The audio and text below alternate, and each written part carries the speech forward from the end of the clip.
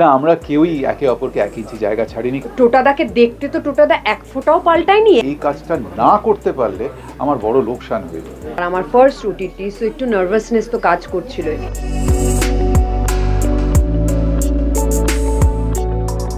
একদম নতুন একটা মেয়ে পারবে তো সামলাতে? শুটিং এর অভিজ্ঞতা যদি কিছু বল। বাবারে, শুটিং এর ডেফিনেটলি অভিজ্ঞতা খুবই ভালো। আর যেহেতু সত্যি ঘটনা থেকে ইন্সপায়ার্ড এটা, সো মানে কি হয়, আমরা যখন শুটিং করি একটা ক্যারেক্টারের মধ্যে, আর আমার ফার্স্ট ওটিটি, সো একটু নার্ভাসনেস তো কাজ করছিলই। আর তার মধ্যে যখন ওই 5টা লেয়ার চাপিয়ে দেওয়া হতো, তখন তো মানে আমি তো আর আমার শরীরকে বলতে পারছি না যে ঘেমো না, শীতের শুটিং হচ্ছে, বাট স্টিল আমি যেহেতু কম ঘামি তাও, বাট গরম তো ডেফিনেটলি লাগছিল। কিন্তু সব মিলিয়ে শুটিংয়ের experience is excellent. Wonderful team, wonderful people, আর ওয়ান্ডারফুল স্ক্রিপ্ট। আমার মনে হয় তোমরা যখন দেখবে তোমাদের সবার সেটা ফিল হবে। সো 5th of Jan হইচইতে আসছে যাহা বলিব সত্য বলিব।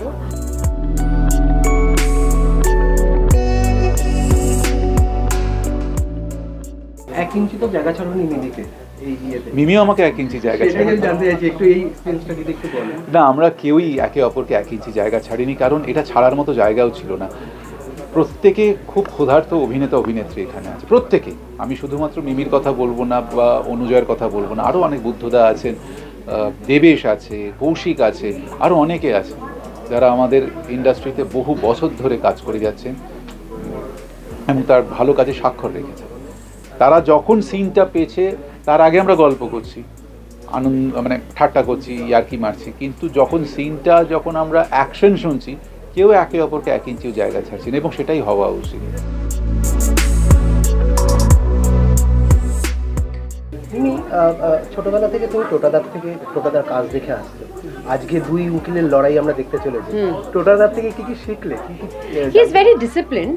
As I said that he is very disciplined, and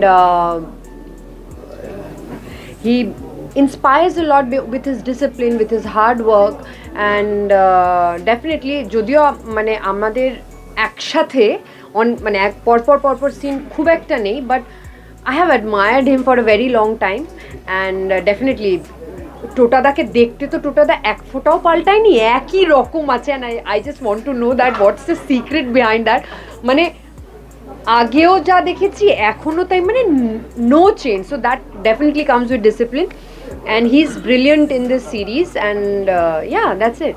কাজের টোটকা দেয় টোটাদা কাজের ক্ষেত্রে? না, আমার মনে হয় everyone knows their job, and the director is there to guide us all. সেনা নয়, সিংহ। জয়রাজ সিংহ গত 7 বছরে একটি মাত্র কেসে হেরেছেন। আগে ছিলেন পাবলিক প্রসিকিউটর, পরবর্তীকালে নাম করা ডিফেন্স লয়ার। কোনো রকম ঘোরালো পেঁচালো কেস হলে এর কাছে আসে, এবং হারা কেসও নাকি জিতিয়ে দেবার ক্ষমতা ধরে। আইনের বই গুলে খেয়েছেন। মানুষটার মধ্যে একটা রহস্য আছে, সেই রহস্যটা কি সেটা উন্মোচিত হবে শুধুমাত্র সিরিজটা দেখার পর। এর বেশি আমি কিছু বললে পরে সেটা ছন্দপতন ঘটবে। আমি ল প্র্যাকটিস করেছি একটা রিজনের জন্য। একটা সত্য ঘটনাকে এরকম গল্পে নিয়ে আসতে কতটা চ্যালেঞ্জিং মনে হয় সেটাতে, মানে ইউএসপি? আমার মনে হয় এটা তোমাদের রাইটার্সরা বেশি বেটার বলতে পারবে, কারণ তারা স্ক্রিপ্টটা কনসিভ করেছে, আর I am just an actor. And but challenges are a lot more here because you are playing a real life incident, আর সেটা করতেও খুব ভালো লাগে, কারণ কি you are doing something different. আর আমি চেষ্টা করেছি যাতে পৃথা রয়ের সবার হৃদয়ে পৌঁছে যায়। কোনো কাজটা খুব কঠিন না, আবার কোনো কাজটা খুব সহজও না। সহজ হয়ে যায় যখন পরিচালক আমাদের তার ভিশনটা খুব ভালোভাবে কনভে করতে পারে, যে এটাই আমার ভিশন, এই ভিশনটা অনুযায়ী আমি একটা ছবি বানাবো। আলটিমেটলি আমরা কিন্তু পরিচালকের নির্দেশের অপেক্ষায় থাকি এবং নির্দেশ অনুযায়ী কাজটা করি, তার ভিশন অনুযায়ী কাজ করি। অনেক ন্যায় পাওয়া হয়ে গেছে আমাদের, আর চাই না। আচ্ছা, উকিলের চরিত্র যখন প্রথম শুনলে কিভাবে নিজেকে তৈরি করেছিলেন? আমি তৈরি করি সবসময় চিত্রনাট্যটা পড়ে ভালো করে, তারপর পরিচালকের সাথে কথা বলে, তারপর নিজের কিছু হোমওয়ার্ক করি। আমি একটু পড়তে, দেখার চেয়ে বেশি পড়াতে বিশ্বাস করি। রিয়েল লাইফ কিছু কেসেস আমি এটা নিয়ে পড়াশোনা করেছি। আর আজকাল সুবিধা হয়ে গেছে ইন্টারনেটের ভালো দিক এটা, যে রিয়েল টাইমে ইনফরমেশন পাওয়া যায়। ইউটিউবে আছে, প্রচুর অন্যান্য সাইটসেও আছে, প্রচুর ইনকোড ভিডিওস পাওয়া যায়। তো মোটামুটি দেখে একটা আইডিয়া করেছি, বাকিটা আমি রূপদান করেছি। তুমি কি ধরনের নিজের মুভি দেখতে ভালোবাসো? এই আমার মুভি দেখার, আমি সব রকম দেখতে ভালোবাসি। যেটা দেখতে সবচেয়ে বেশি যেটা দেখতে ভালোবাসি সেটা হচ্ছে এমন একটি ছবি যার মধ্যে সততা আছে।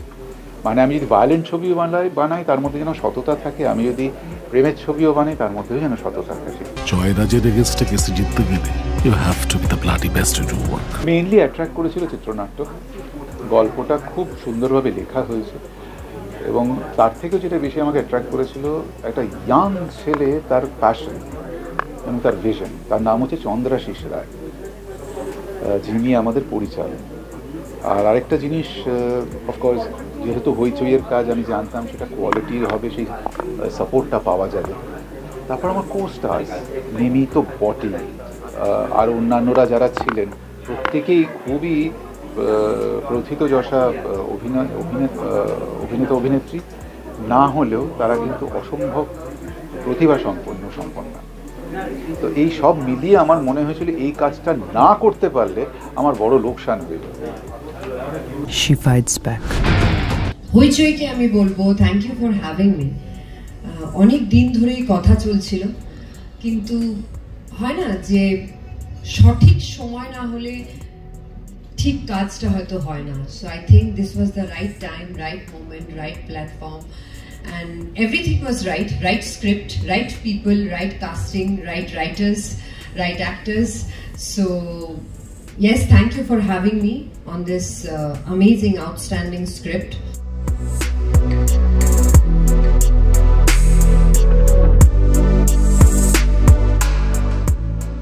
তো এই বছরটা যেমনি বলছিলাম, তোমার কি মানে একদম খুব ভালো বছর চলছে বলে এটা তোমার মনে হয়?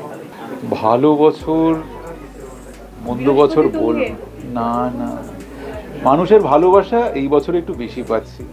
অন্যান্য বছরে আমি একই মানুষটা ছিলাম, তখন ভালোবাসাটা একটু কম পেয়েছি। মানুষটা কিন্তু বদলায়। যে ভিকটিম সে পুলিশ, আর যে আক্রমণকারী সেও পুলিশ।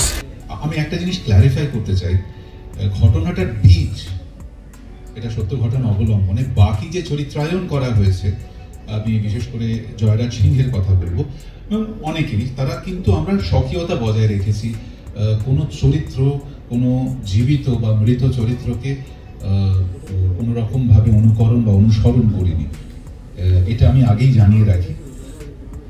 বাকিটা আপনারা ট্রেলারে দেখেছেন, আপনাদের স্বতঃস্ফূর্ততা আমাদের মুগ্ধ করেছে। আমাকে তো একটু আশ্বাস দিয়েছে যে না, তাহলে 5ই জানুয়ারি নতুন বছরটা আমাদের কাছে একটু এক্সাইটিং হয়ে আসছে।